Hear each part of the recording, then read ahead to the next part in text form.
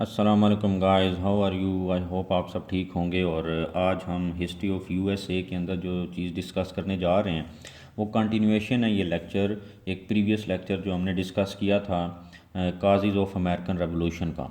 तो वहाँ पर मैंने आपको कहा था कि वो वाला लेक्चर जो है वो प्योरली मर्केंटलिज्म के ऊपर है कि अगर क्वेश्चन आ जाता है काजेज़ ऑफ रेवोल्यूशन के ऊपर और वो मर्केंटलिज्म को उसमें मेंशन करता है तो फिर आप प्योरली 100% उसी को फोकस करते हुए लिखेंगे।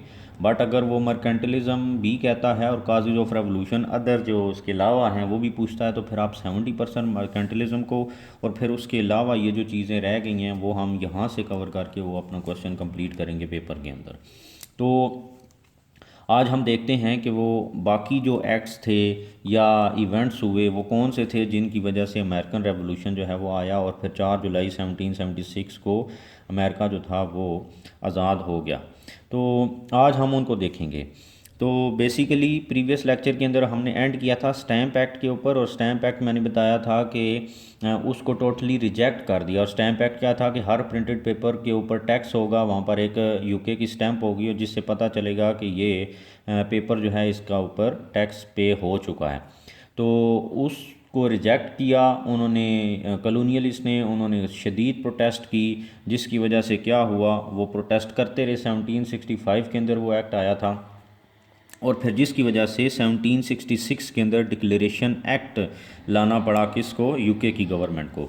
तो डिक्लेरेशन एक्ट क्या था? डिक्लेरेशन एक्ट बेसिकली क्या था कि जितने भी टैक्सेस इंपोज किए हुए थे यूके की गवर्नमेंट ने कॉलोनीज़ के ऊपर वो सारे के सारे उन्होंने रिपील कर दिए, मतलब रिवर्स कर दिए।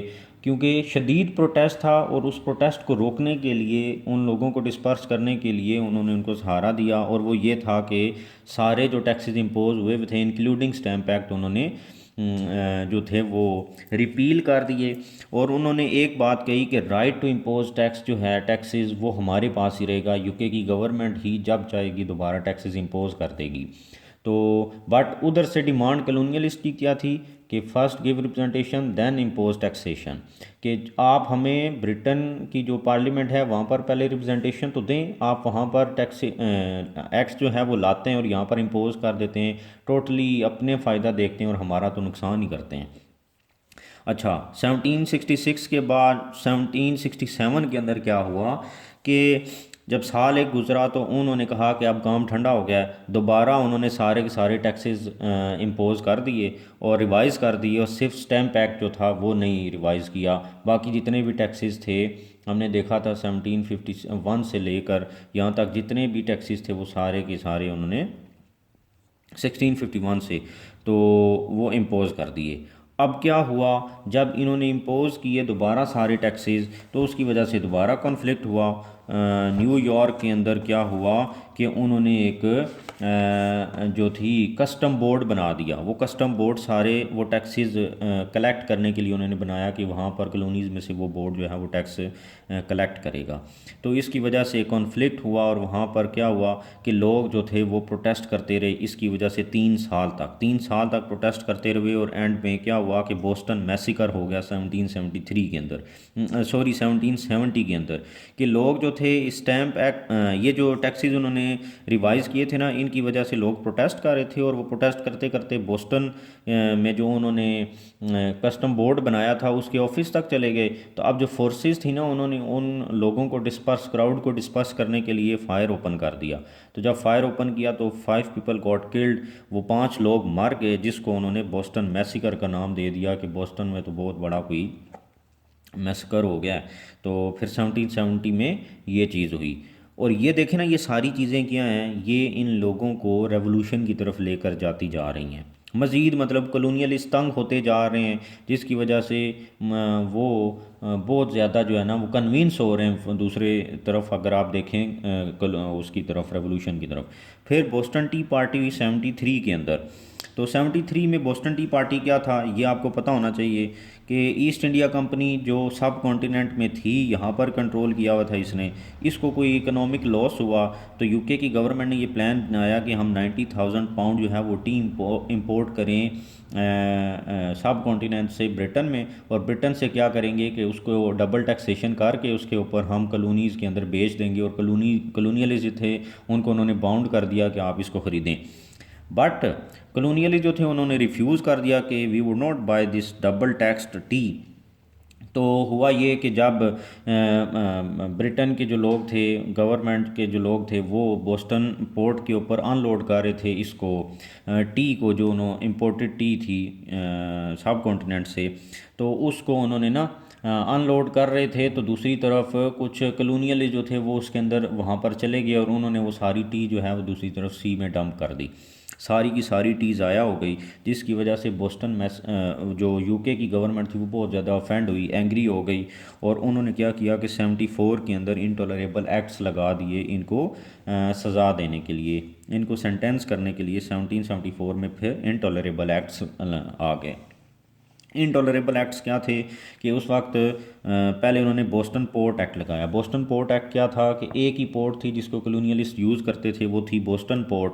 तो बोस्टन पोर्ट को उन्होंने कॉलोनियलिस्ट के लिए बंद कर दिया कि आप इसको यूज़ ही नहीं कर पाएंगे। अपनी उनकी बेसिकली उन्होंने इंपोर्ट एक्सपोर्ट ही रोक दी, number 1। Number 2, Massachusetts government act लगा दिया। मैसाचुसेट्स गवर्नमेंट एक्ट ये था कि लोकल्स जो थे जिनको उन्होंने पावर दी हुई थी उनसे सारों से पावर ले ली, और गवर्नर्स जो थे वहाँ पर उनको सारी पावर दे दी।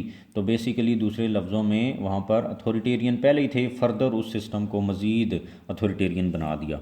नंबर 3 में एडमिनिस्ट्रेशन जस्टिस एक्ट लगा दिए। एडमिनिस्ट्रेशन जस्टिस एक्ट क्या था कि कोई भी बंदा जिसका कैपिटल से रिलेटेड कोई केस होगा, मतलब कैपिटल मतलब पैसे से रिलेटेड कोई केस होगा, तो वो कॉलोनीज़ के अंदर नहीं बल्कि ब्रिटेन के अंदर उसकी हेयरिंग होगी। तो आप किसी का भी कोई मसला होगा पैसे से रिलेटेड, तो वहाँ से बेचारा जाएगा और कॉलोनी से, अमेरिका से और ब्रिटेन में जाकर अपना केस देखेगा, और उसके बाद उसको उसका कोई हाल निकलेगा। तो ये बेसिकली सज़ाएँ थीं दूसरे लफ्ज़ों में जो कि उन्होंने उनको दी। अच्छा, उसके बाद टाउन हॉल्स जो थे उनको उन्होंने बैन कर दिया। और टाउन हॉल्स क्या थे? वो हॉल्स थे जहाँ पर लोकल जो पॉलिटिकल लीडर्स थे कॉलोनीज़ के, वो वहाँ पर मीटिंग्स वगैरह करते थे, तो उन हॉल्स को इन्होंने बैन कर दिया। फिर क्वार्टरिंग एक्ट लगा दिया, जो कि पहले रिमूव कर दिया था तो प्रोटेस्ट की वजह से। तो वो मैंने पहले डिस्कस किया था कि वहाँ पर जो आर्मी थी, वो यूके की आर्मी थी, वो बेसिकली उनको लिविंग प्लेस प्रोवाइड करते थे कॉलोनीज़ इस एक्ट के तहत। तो ये दोबारा रिपील कर दिया। फिर नंबर 6, फर्स्ट कॉन्टिनेंटल कांग्रेस हुई 1774 के अंदर। कॉन्टिनेंटल कांग्रेस क्या थी कि यहाँ पर ये जितने भी लोकल पॉलिटिकल लीडर्स थे कॉलोनीज़ के, वो सारे बैठे और उन्होंने एक लेटर लिखा किंग को, और उन्होंने कहा कि आप ये सारे जो आपने इनटॉलरेबल एक्ट्स लगाए हैं इनको रिपील करें, अदरवाइज़ हम यूके की गुड्स का बायकॉट कर देंगे, कोई यूके की प्रोडक्ट्स नहीं ख़रीदेगा।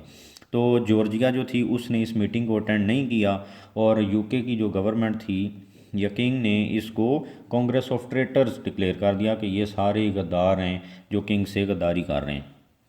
फिर ये पॉइंट जो है 1775 में लेक्जेंटन एंड कॉनकॉर्ड वाला, ये क्या था कि यहाँ पर लेक्जेंटन में उन्होंने यूके की आर्मीज़, इसके बाद यूके की आर्मीज़ उन्होंने की डिप्लाई कर दी, जो कि लोकल मिलिट्री पर्सन जो थे उनके साथ उनका कन्फ्रंटेशन हुई, और जिसकी वजह से ब्लडी वार शुरू हो गई 1775 के अंदर। तो जब हालात ख़राब हो गए, वहाँ पर जंग शुरू हो गई, तो फिर सेकंड कॉन्टिनेंटल कांग्रेस 1776 के अंदर हुई, और उसमें क्या हुआ, उन्होंने फाइनली 4 जुलाई 1776 को आर्टिकल्स ऑफ कन्फेडरेशन डिक्लेयर कर दिए, और बेसिकली ये अमेरिका की आज़ादी की डिक्लेरेशन थी। और इन आर्टिकल्स को लिखा किसने? थॉमस जेफरसन ने। ये एमसीक्यूज़ में भी पूछा जाता है कि father of articles of confederation किसे कहा जाता है, वो थॉमस जेफरसन है। तो इन्होंने इस कांग्रेस के अंदर मज़ीद क्या डिसीजन लिए कि वो अपनी करेंसी प्रिंट करेंगे, अपनी इस्टेब्लिश करेंगे अपनी आर्मी को, ये करेंसी लिखा है, आर्मी अपनी इस्टेब्लिश करेंगे, और बेसिकली वो अपनी उन्होंने आज़ादी डिक्लेयर कर दी, और उन्होंने कहा कि we do not have any further any relation या further any kind of dependency on UK. तो उन्होंने अपने आप को बेसिकली आज़ाद डिक्लेयर कर दिया। तो ये सेकंड कॉन्टिनेंटल कांग्रेस थी 1776 में, जो कि 4 जुलाई में को उन्होंने फिर आर्टिकल ऑफ कन्फेडरेशन डिक्लेयर करके अपनी आज़ादी कह दी, जो कि अमेरिका की आज़ादी का दिन है। 1775 में ये मैंने बता दिया। फिर 78 के अंदर जब इन्होंने अपने आप को डिक्लेयर कर दिया आज़ाद, तो फिर 78 के अंदर फ्रांस ने इनको रिकग्नाइज़ कर दिया, और इवन डिफेंस ट्रीटीज़ और पीस ट्रीटीज़ भी कर ली। और उसके बाद 1779 के अंदर स्पेन ने भी इनके साथ ट्रीटीज़ कर ली, और 1783 के अंदर स्पेन ने रिकग्नाइज़ किया इसको 79 के अंदर। तो 76 के बाद सबसे पहले 78 में फ्रांस ने रिकग्नाइज़ किया, फिर 79 में स्पेन ने रिकग्नाइज़ किया, और 83 के अंदर ट्रीटी ऑफ पेरिस हुई, जिसमें यूके और जो यूएसए है, अमेरिका था, इनके दरमियान पीस ट्रीटी हुई, जिसके अंदर बाकायदा डिमार्केशन ऑफ बाउंड्रीज़ हुई, इनके दरमियान जो है वो पीस हो गया, और स्पेन और फ्रांस जो थे वो भी वहाँ पर मौजूद थे जिन्होंने उस पीस ट्रीटी में साइन किया उसको।